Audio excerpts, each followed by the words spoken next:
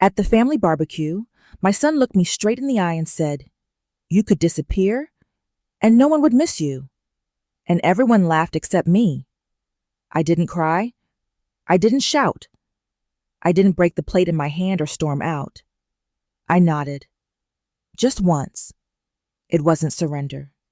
It was awakening. And the next morning I quietly packed my bags. That moment, those words became a turning point in my life. This isn't a story about revenge. It's a story about remembrance, about a woman remembering who she was before they all forgot her. My name is Eleanor Mitchell. I'm 65 years old, a widow, a mother. The kind of mother who bakes apple pies from scratch even when her back aches and it's too hot to stand by the oven. Not to show off, just because that's how I love. Somewhere between scraped knees and college tuitions, I forgot how to live for myself.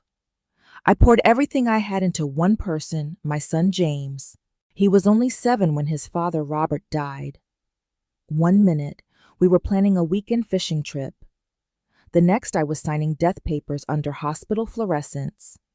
That night, James crawled into bed beside me. His tiny hand gripped mine and he whispered, "Don't leave like Daddy did." And I made a promise. I promised I'd never be too far, too tired, too unavailable. So I canceled my own plans. I quit my book club. I took 2 jobs, day secretary, night cleaning lady, just to keep the roof over our heads.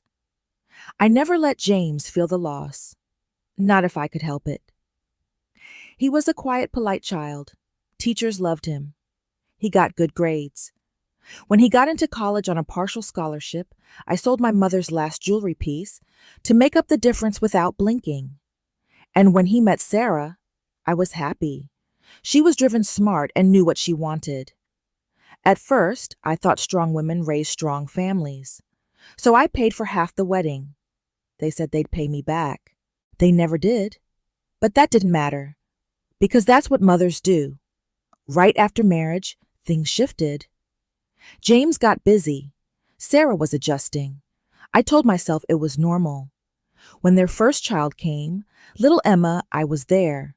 Groceries, diapers, midnight phone calls.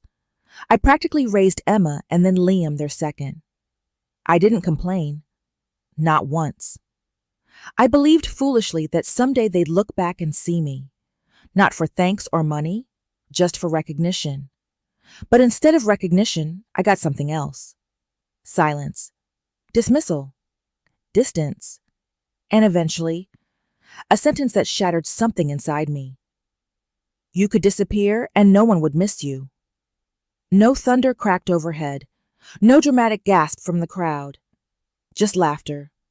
Laughter at my expense. From the people I baked for, babysat for, prayed for. From my own child. That was my 65th birthday party. I had brought apple pie, cut hydrangeas from my garden, Sarah's favorite, smoothed my dress in the mirror like I was going to prom. But when I arrived, James gave me a one-armed hug, no happy birthday. Sarah barely looked at the flowers. Even Emma and Liam ran past me without stopping. Later, as I helped Emma with the school project, I heard Sarah's mocking voice across the yard. Can you believe Margaret signed up for a painting class in Italy? She's 70.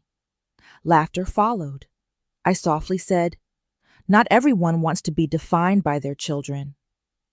Then James added, almost amused, "Oh, Mom, you know that's not how it works.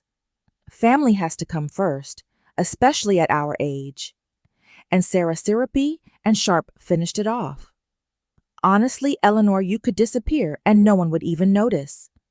You barely leave that house anyway. They all laughed. And I said, you might be right. But inside something in me woke up. That night after the barbecue, I didn't sleep. I lay in bed in the quiet dark, the house so still I could hear the maple tree brushing against the window. That sound used to comfort me. Robert always meant to trim that branch, but never got around to it. Now it only reminded me how alone the house felt. Around 3:04 a.m., I got up. I walked into the living room and turned on the small yellow lamp by the bookshelf. It cast a golden glow, soft like melted butter. I opened the cabinet and pulled out the old photo albums, the thick kind with peeling plastic pages and handwritten notes under the photos, the ones only I ever looked at. And I began to flip through them. There was James swaddled in a hospital blanket only hours old. Then Robert holding him, tears in his eyes. James's first steps in the backyard, me behind him with my arms outstretched. So many birthdays, Halloweens, school concerts, and in every picture there I was, holding, helping, smiling. But then, something changed. Around the time Sarah came into the picture, I started fading from the center of the frame. First, I was just off to the side. Then I was the one holding the camera. Then, I was gone from the pictures altogether.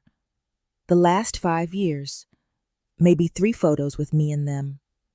One mid-blink at Thanksgiving, one blurry shoulder at Christmas, and one carrying dishes in the background while Sarah posed with the kids in front of the tree. I wasn't just being forgotten. I was being erased gently, slowly, like someone drawing over a painting with white. It's a strange kind of grief when you're still alive, but invisible. I ran my fingers over those fading photographs and realized I had spent so many years being present for everyone else. I didn't notice when no one was present for me. I remembered the time Sarah told me not to get the grandkids Christmas gifts anymore. "They have too much stuff, Mom. Don't waste your money." So I didn't. But then I saw Emma unwrapping a sketchbook, the exact one I had hidden in my closet, never wrapped. Liam got a chemistry set, the same one I planned to buy. At first I thought it was coincidence. But then I heard Emma say, "Grandma doesn't get us gifts anymore." I think she forgets. She didn't forget. I didn't forget. I chose not to be humiliated again. I remembered all the little indignities. The Myrtle Beach vacation I paid for the rental, but got the smallest bedroom near the trash bins. I cooked every meal while they were at the beach. Christmas mornings when I was told, "Don't get the kids anything. They don't need more junk." Then Sarah handed them the same toys I wanted to give. I remembered the time I missed my best friend's retirement party because Sarah had a migraine, only to see pictures of her out shopping at the outlets that same day. I remembered James's voice on the phone, "Not hi, Mom, but do you still have that roasting pan? Sarah needs it for Sunday." I wasn't a person anymore. I was a supply closet, a backup plan, a shadow that brought food, kept secrets, and cleaned messes. That night, I opened the closet and found a box marked Christmas. Inside were 3 hand-knitted stockings, one for James, one for Emma, one for Liam. They hadn't been used in years. Sarah said they didn't match her color scheme. She bought new ones from Pottery Barn. I held those old stockings in my hands, my stitches, my labor, my love. No one wanted them anymore. Like me, they sat in the dark, forgotten. The next morning, sunlight streamed softly into my kitchen. I stood by the window, staring at a place that once felt alive, filled with birthday candles, chicken soup, the smell of pie. Now it felt like a waiting room, a space I existed in, hoping someone would notice I was still there. I opened the fridge. Leftover roast chicken, a bottle of wine no one opened, the apple pie I baked for the barbecue still untouched. I stared at it for a long time, and then I slid it into the trash. Not out of anger, not to make a statement, but because I finally understood no one was coming for it. No one had even said thanks for bringing dessert or happy birthday, Mom. That pie was like me, once made with love, now ignored and discarded. Later that day, I walked slowly through the house. Every room had a memory. Not loud ones, quiet ones that sat in corners and lingered like scent. I ran my fingers along the dining table. James had spilled cranberry sauce on it when he was 9. I never sanded it out. I said I would, but secretly I liked the mark. It reminded me that he had been small once, clumsy, human. In the hallway, I touched the wall where he'd crashed his toy truck, a dent still visible under the paint. Upstairs, I opened the closet and pulled out the red dress I wore once, the one Sarah called too loud for your age. I'd worn it to a fancy dinner. James had looked away when I walked into the restaurant. I folded it gently and placed it on the bed. Not to wear, to remember. Remember who I was before they all decided I should shrink. That evening, I called Ruth. "Are you busy?" I asked. She paused. "Not for you." Ruth wasn't just a friend. She was someone who had known me when I still laughed easily, before life became service. "I need your help," I said. Not with drama, not with illness, just with something quiet, something final. She didn't ask questions, just said, "Come by tomorrow morning. We'll make a plan." And that night, for the first time in what felt like years, I slept. No tears, no dreams. Just sleep. The kind that comes when you finally stop waiting to be seen. The next morning, I arrived at Ruth's office 10 minutes early. She was already waiting, a cup of hot coffee in her hand, glasses perched on the tip of her nose like always. She didn't greet me with a cheerful hello or a forced smile. She looked me in the eye and said softly, "You look tired." I nodded. "I feel clear," I replied. "Clearer than I've been in years." We sat down across from each other, and I unfolded a piece of paper I had scribbled on the night before. Messy handwriting, bulleted points and questions. It wasn't a revenge list. It was a freedom list. "I want to sell the house," I said plainly. Ruth didn't flinch. She simply nodded and started taking notes. "I want to set up a trust fund for the grandchildren, but with conditions." She looked up, intrigued. "What kind of conditions?" "That they can't access the money through James or Sarah. That they must meet with you personally when they turn 21. That they need to prove they've treated people with kindness through a letter or a conversation." She blinked, then smiled slowly. "You're serious?" I looked her straight in the eye. Dead serious. Then I added, "I want 2 wills. One fake, one real." Ruth raised her eyebrows. "The fake one will go to James and Sarah. It will say I left them everything. The real one will go to you.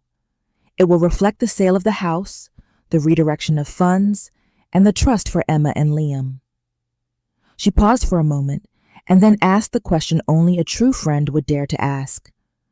"Are you doing this to teach him a lesson or to protect yourself?" And I answered without hesitation, "Both."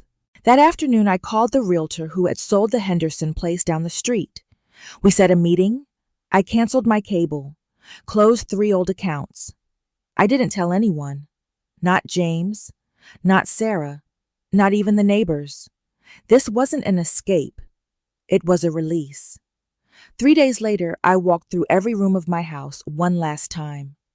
Not with tears, not with grief, but with eyes wide open. Like someone seeing their childhood home for the final time, not with pain, but with peace. In the kitchen, I left 3 envelopes. One with the house keys and a list of plant care instructions. One with Ruth's contact information, and one addressed to James. Inside was a single letter. "You once said I could disappear, and no one would miss me. So I've taken your advice. But don't worry. I've made sure the grandchildren will be taken care of. Just not by you, Mom." The next morning, I called a cab. At exactly 8:04 a.m., I stepped outside with 2 suitcases and a carry-on, Mrs. Peterson from next door waved. "Going somewhere nice, Eleanor?" she called. I paused, smiled. "Yes," I said. "Somewhere I should have gone a long time ago." There was no dramatic exit. No slammed doors, no screaming. I've had enough that would have made it too easy for them, too loud, too obvious. Instead, I moved quietly, room by room, drawer by drawer, touching everything, deciding what I needed and what I didn't. The first thing I packed was Robert's watch. It hadn't ticked in years, the leather strap cracked, the face scratched. But Robert wore it every day for 22 years. When James was 10, he asked, "Can I have it when I'm older?" Mom, I had said, "Of course, sweetheart." One day, but not anymore. Not after that barbecue. Not after the laugh. The next thing I packed was my grandmother's quilt. Hand-stitched edges worn soft by time. James used to curl up in it. When he had a fever, I'd sit by his bed, stroking his forehead, whispering stories until he fell asleep. Then came my mother's pearls. I'd only worn them 3 times in my life. My wedding, Robert's funeral, James's graduation. They didn't sparkle much, but they felt like history, like roots. The dining set, I left it. The crystal glasses left those too. Sarah once dropped one by accident, right after I reminded her they belonged to Robert's mother.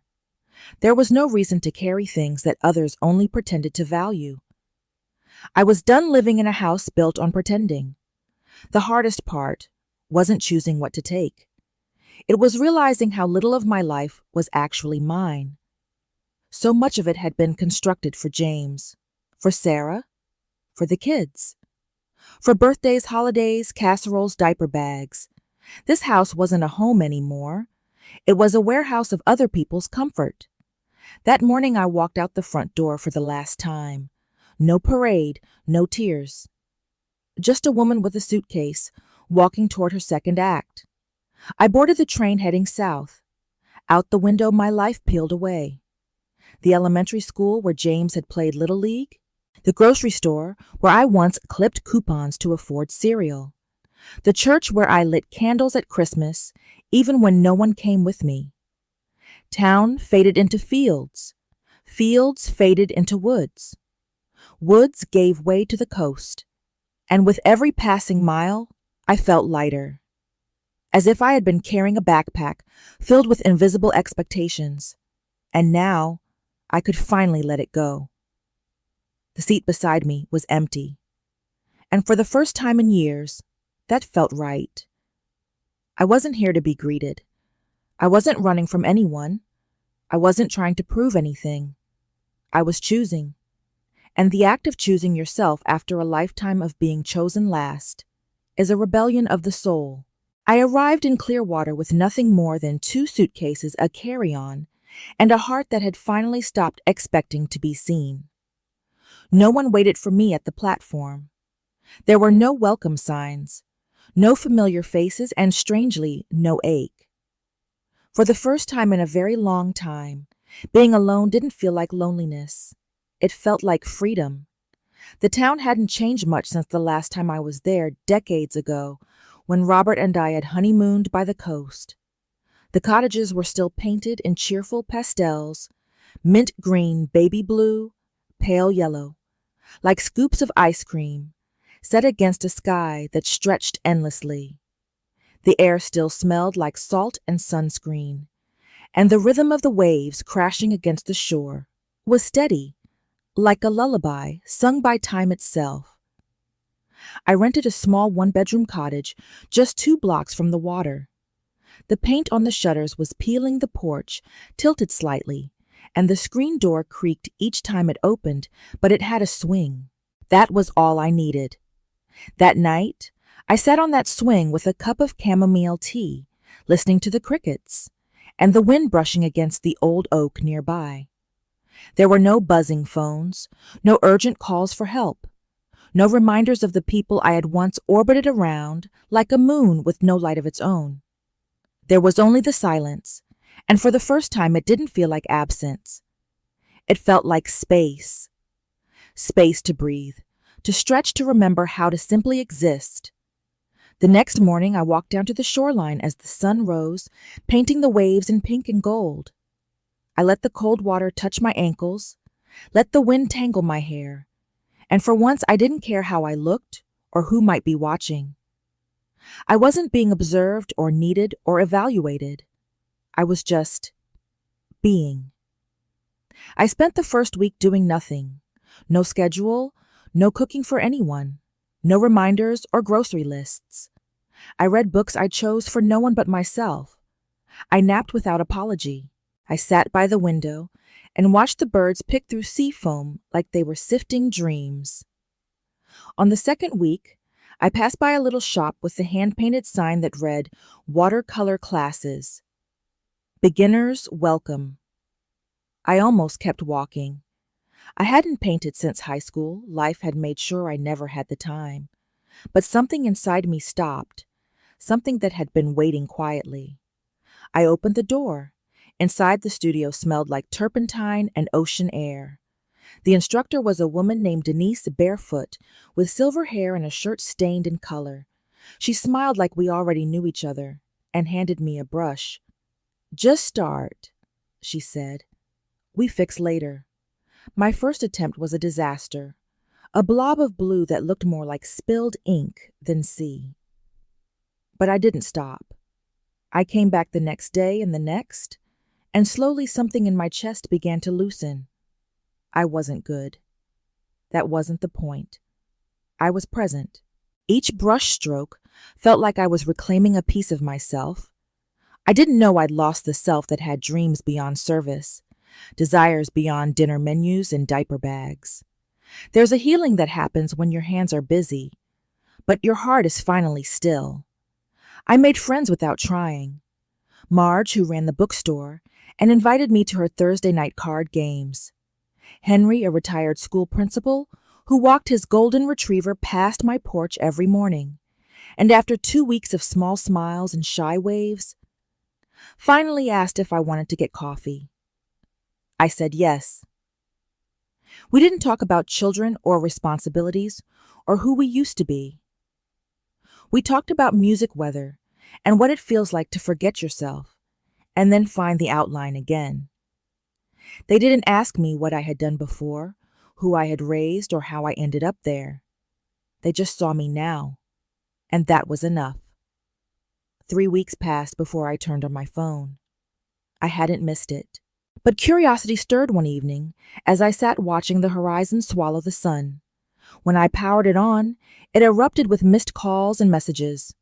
127 calls, 89 voicemails, 243 unread texts. I didn't open a single one. I already knew what they said. "Where are you? Why didn't you tell us what happened to the house? You can't do this, Mom. Call me back." But not a single one of those messages was about how I felt, if I was okay, if I was happy. They weren't looking for me. They were looking for the version of me they depended on, manipulated, expected to always be available, the invisible scaffolding that held up their lives. I shut the phone off and put it back in the drawer. Let them wonder. Let them sit in the silence they had once given me. I spent my mornings walking the beach, afternoons, painting waves and turtles and seashells, and evenings on the porch swing, watching the moon rise over the water like a soft pearl. I began sleeping through the night no more, 3 a.m. Wake-ups no more memories that jolted me upright. I wasn't haunted anymore. I was home not in a place, but in myself. Weeks passed in a blur of ocean breeze, quiet mornings and evenings that tasted like peace. I stopped counting days. My life no longer revolved around alarms or appointments or obligations. I moved with the rhythm of the sea, slow, unbothered, steady. I learned how to fall asleep without exhaustion. I learned how to wake up without dread. I learned how to be alone without feeling abandoned. I even learned how to smile again, not out of politeness, not because someone needed it, but because something inside me bloomed in the stillness. It was during one of my painting sessions at the community center. I was working on a sea turtle when Gloria, the receptionist, tapped me on the shoulder and said, "There's a woman outside. Asking for you? Says she's your attorney." I blinked. Ruth. Of course. I had nearly forgotten that part of my old life still had a few doors left to close. We met at a small cafe by the harbor. She looked exactly the same, crisp blazer leather briefcase hair pulled back, but her eyes softened the moment she saw me. "You look younger," she said, not as flattery, but as fact. "I feel lighter," I replied, and I meant it. We sat across from each other, and Ruth opened her briefcase with the kind of precision only lawyers have. She handed me a summary of everything that had unfolded since I left the sale of the house had gone through, above asking price. The check she slid across the table had more zeros than I'd imagined. "Enough to buy this cottage," I asked quietly. "And still have plenty left over," she smiled. "More than enough to start a new chapter." Then she handed me the trust documents. The fund for Emma and Liam was officially active bound by the conditions I had set. They wouldn't receive a dime through James or Sarah. They'd have to meet Ruth personally when they turned 21, and they'd have to show proof in a letter or a conversation that they'd learned kindness. I nodded, holding the pages like they were something sacred. "And the letter to James?" I asked. "Delivered yesterday," she said. "He called me immediately after. He's upset. I didn't ask for details. I didn't need to." "He's called me 27 times," I said softly. "I haven't answered." Ruth studied my face carefully. "You're not angry," she noted. "No," I said. "Just done." She smiled a little at that. Not a victorious smile. Not proud. Just the kind of smile women share when they've seen each other's scars. After she left, I didn't return to the community center. I walked down to the beach instead, my shoes in hand, my hair loose in the wind. The waves didn't ask for anything. The sea didn't expect explanations. I stood at the edge of the world and let the tide wash over my feet, and I thought, this is what it means to belong to yourself.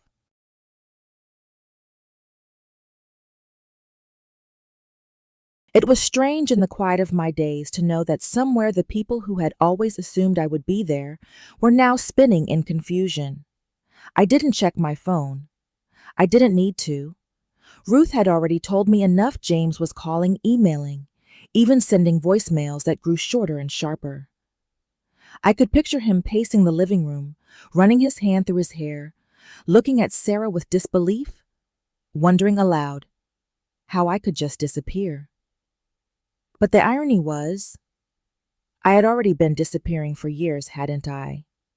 Slowly, silently, until I was little more than a convenience. So when I vanished physically, it only completed what had already begun emotionally. I thought often about James, not with bitterness, but with a kind of aching clarity. I remembered the little boy who once clung to me in the dark, afraid of monsters. The boy who begged me not to leave like Daddy. I kept that promise. I stayed. Longer than I should have. Long after it stopped being mutual. Long after my presence became expectation rather than affection. I thought about how easily he had laughed at the barbecue, that small, careless chuckle after Sarah's cruel joke. It wasn't the first time he didn't defend me, but it was the last time I allowed myself to hope that he might. Some days I'd sit on the porch with my tea watching the mail truck roll past, imagining what they might be doing if Emma asked about me, if Liam noticed the silence where my voice used to be. I missed them, yes. But missing isn't the same as regretting. I didn't regret leaving. I regretted not doing it sooner. One afternoon, Denise from the art class dropped by with a framed copy of my third watercolor painting, a sea turtle swimming through coral, its shell rough but steady. "You should hang it," she said. "It feels like you." And it did. That evening I sat on the porch with the painting in my lap and the sun dipping behind the water. My phone, still powered off, lay forgotten in a drawer. I had no interest in their reactions, their anger, their guilt. That was their burden now, not mine. I had carried enough for a lifetime. Let them wonder.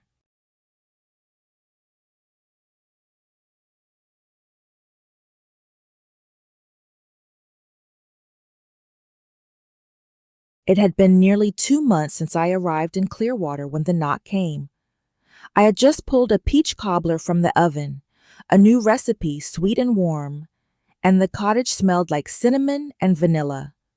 The knock was soft, hesitant. I opened the door expecting Denise, or maybe Marge with a book to lend, but it was James. My son stood there older than I remembered, or perhaps I was simply seeing him clearly for the first time. He didn't say, "Hi." He didn't smile. He held a manila envelope in one hand and a paper grocery bag in the other. "I brought oranges," he said awkwardly, "and some documents." I stepped aside without speaking. He walked in like someone entering a sacred space, cautious as if his voice might break the walls. He looked around slowly at the watercolor paintings, the fresh-cut flowers on the table, the breeze flowing through gauzy curtains. "It suits you," he murmured. "Yes," I said, "it does." We sat at the little table. He placed the envelope between us but didn't open it. Instead, he reached into the bag and took out the oranges, began lining them on the table one by one, like a child stalling before a difficult conversation. "I found the cards," he said finally. "Birthday cards, Christmas, even drawings you made for the kids. They were in a shoebox in Sarah's closet."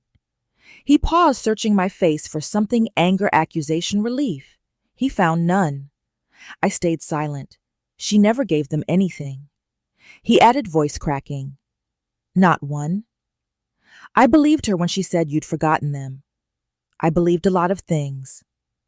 Still, I said nothing. Not out of cruelty, but because silence in that moment was more honest than any words I could offer. "Do you hate me?" he asked. His voice was small, afraid, a child's voice wrapped in a man's body. "No," I said softly but firmly, "but I had to stop waiting for you to see me." He looked down at his hands. "I don't know how to fix this." "You don't have to fix it," I replied. "You just have to stop breaking it." We sat for a long while listening to the wind chime on the porch, the faint rustle of palms outside. There was no hug, no dramatic forgiveness, just quiet. And in that quiet, the possibility of something real. He left just before sunset. The documents signed and sealed, the oranges still on the table. I watched his car disappear down the sandy road, and for the first time in decades, I didn't feel like I was being left behind. I felt like I was exactly where I chose to be.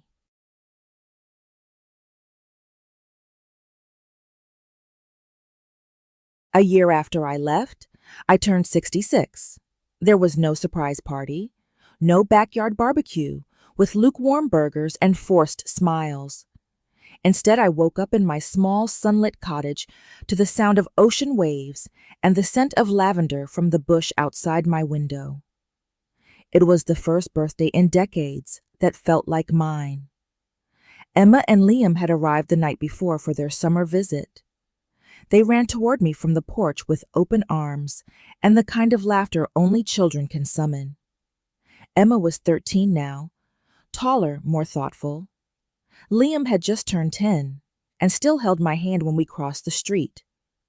That morning we made blueberry pancakes. I sliced oranges into little suns like I used to when they were small. Emma helped set the table with the napkins folded just so. "Grandma," she said, "Dad said he's bringing some documents today." "What kind of documents?" I smiled and poured her more juice.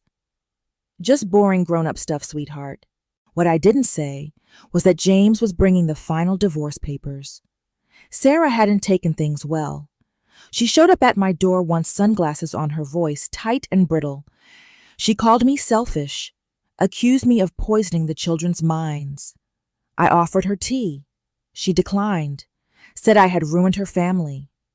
I told her gently but clearly, "This isn't about turning anyone against you, Sarah. It's about refusing to be erased." She didn't come back after that. I never expected she would. Around noon, James arrived. He looked thinner, tired, the way someone looks when they've finally seen themselves clearly. He carried a manila folder and a small bag of groceries. I noticed his eyes lingered on the house, the soft curtains, the colorful paintings, the wildflowers Emma had picked in a jar on the table. "It suits you, Mom," he said again. I simply nodded.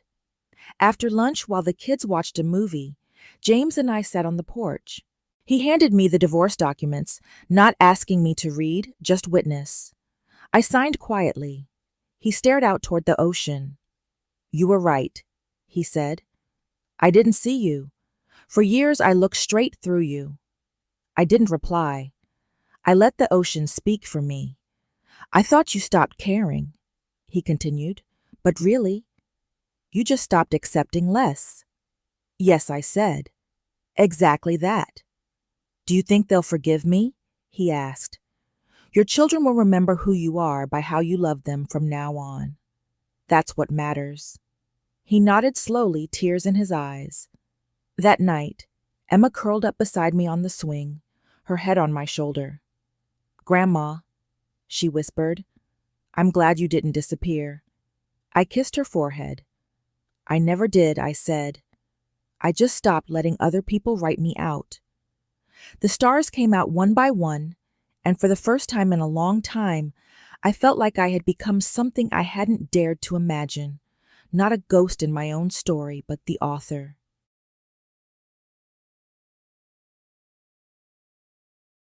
To the woman reading this, if you've ever poured your heart into a family that no longer hears your voice, this letter is for you. If you've ever stood in the kitchen with a pie in your hands and no one said thank you, this letter is yours. If you've sat through birthdays unnoticed, cleaned up after holidays, unappreciated, stayed silent during arguments because you thought that was love, then listen closely, because I am speaking to you. I spent decades becoming useful. Not seen, not celebrated, useful. I ironed shirts, held babies, baked pies, paid bills, remembered every allergy, and bit my tongue through every slight, because I thought that's what mothers, wives, women do. I was wrong. Somewhere between caring for others and losing sleep, I stopped being a person and became a role, a title, a background character in my own life. Until one day, someone looked me in the eye and said, "You could disappear, and no one would notice." And I believed it for a second. But belief is a funny thing. You can carry someone else's version of who you are until it breaks you, or until you break it. I chose the latter. I disappeared, but on my terms. I disappeared from their expectations, their narrative, their convenience. And in doing so, I found something I never expected myself.